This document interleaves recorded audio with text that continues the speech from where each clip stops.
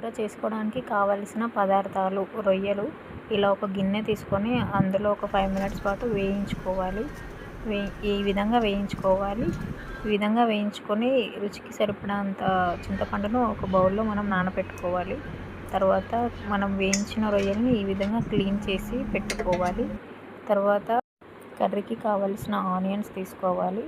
తర్వాత ఒక బౌల్ తీసుకొని అందులో ఆయిల్ వేసుకొని మనం ముందుగా క్లీన్ చేసి పెట్టుకున్న రొయ్యల్ని వాటర్లో కూడా క్లీన్ చేసుకొని ఆయిల్లో వేసి డీప్ ఫ్రై చేసుకోవాలి. ఈ విధంగా డీప్ ఫ్రై చేసుకోవాలి.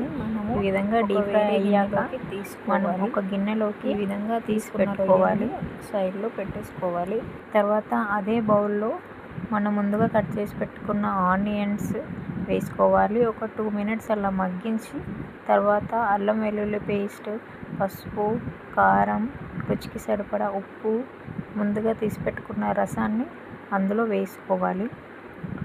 తర్వాత ముందుగా డీప్ ఫ్రై చేసిన రొయ్యలు కూడా వేసుకోవాలి. అంతే, మన కర్రీ రెడీ.